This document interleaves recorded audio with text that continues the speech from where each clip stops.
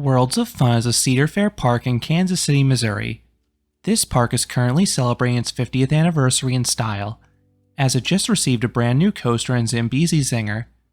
This is the park's 8th different roller coaster, and it fits in well with a lineup that already had 2 other wood coasters, a B&M invert, and a large hypercoaster.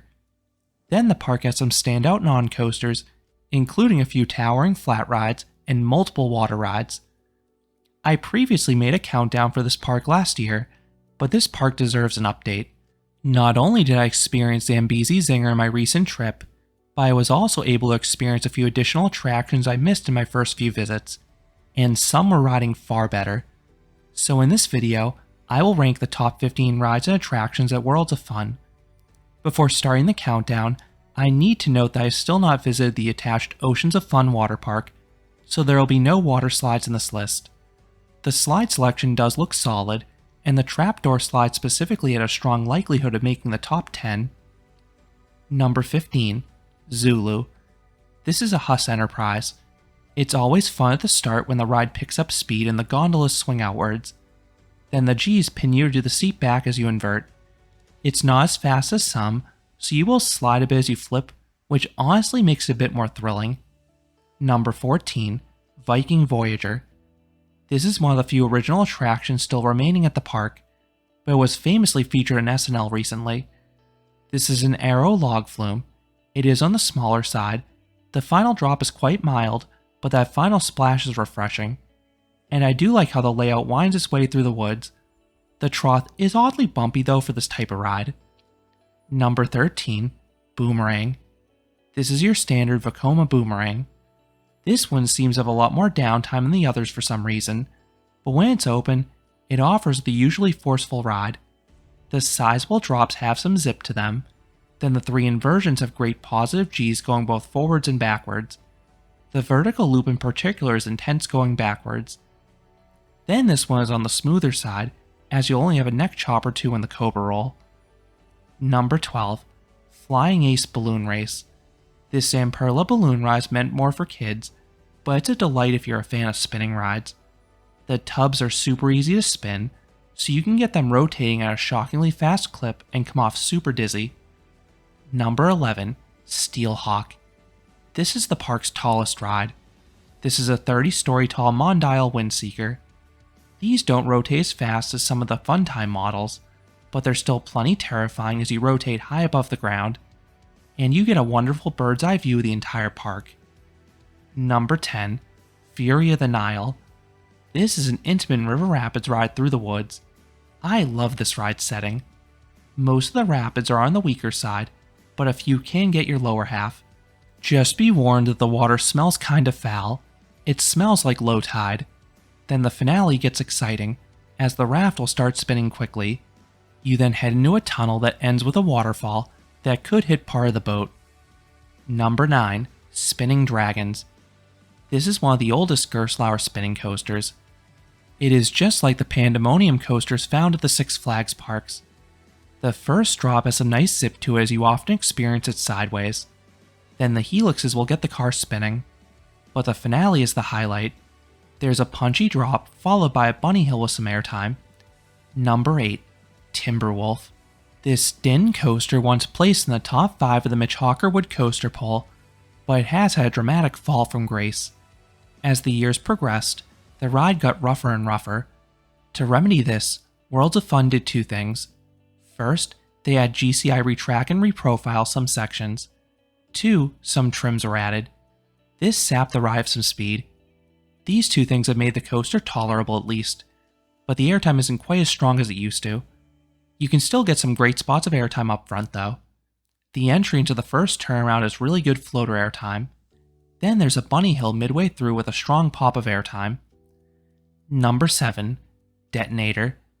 This was one of the first S&S space shots. This one has solid force in the launch, but things get weird at the top. You go higher than the cylinders, and then the gondolas rip downwards. This results in strong and sustained ejector airtime, much more so in the newer space shots. Number 6. Cyclone Sams. This is a chance wipeout placed indoors, which elevates the ride experience mightily. The darkened environment, Fans and fog enhance the sense of speed, and you get darn close to the roof whenever the ride elevates. Then this one is a great program as well. The first third is several pops of airtime with decent sustained laterals. The middle section has good sustained laterals. Then the finale gives some strong pops of airtime before lowering and finishing with the most intense laterals of all.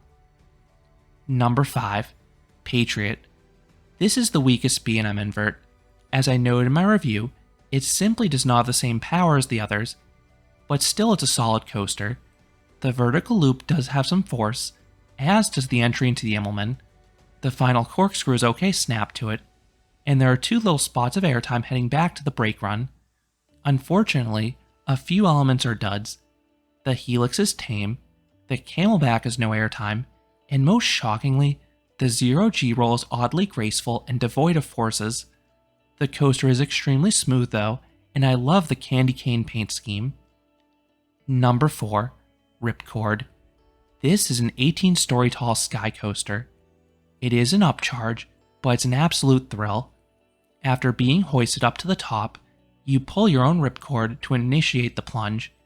That's a real thrill. Then the drop is a true freefall sensation before you gracefully swing back and forth. Number 3. Zambesi Zinger. The park's new for 2023 coaster pays respect to the former Schwarzkopf speed racer. This GCI creation features an odd spiral lift hill and a terrain-based layout that does a lot of zigging and zagging.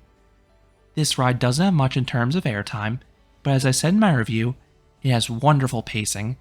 The ride hugs the ground, and the turns feel far faster than the ride's posted top speed. And several of those directional changes offer sharp jolts of laterals as well. The ride does have a shimmy on a few turns in the second half, but the experience is plenty tolerable for me, and it's a unique contrast to the other GCI coasters out there. Speaking of which, number 2, Prowler. This is the park's bigger GCI wood coaster. As noted in my review, this is the ride that inspired Mystic Timbers. Prowler is essentially an out-and-back layout through the woods, but it has an agile layout as you subtly twist side to side, and there's plenty of airtime along the way. The outward leg is sustained floater airtime. The middle section has a few sharp spots of airtime up front. Then everyone gets popped out of their seat in the return run. In past years, I thought this coaster was exclusively a front row ride, but with the recent retracking, the ride is smooth and delivering potent airtime all across the train. And coming in number 1 is Mamba. When I last rode this Morgan hypercoaster, it was extremely disappointing. The mid-course brake run was biting very hard. This completely neutered the return run. There was barely any airtime to be had. Ever since the 2022 season, the mid-course trim has essentially been turned off, so the return run now carries way more speed. Every single hill now delivers excellent airtime. It toes the edge of strong floater and weak ejector, but it's extremely sustained.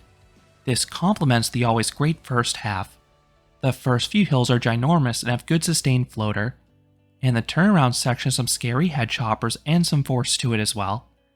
See my updated review for more, but this coaster rose mightily after my 2023 rides. It went from one of the worst hypers to a well above average one. So those are the top 15 rides and attractions at Worlds of Fun. This listed quite a bit of a shakeup between Mamba finally running to its full potential and the park adding Zambezi Zinger. What are your favorite rides at this park?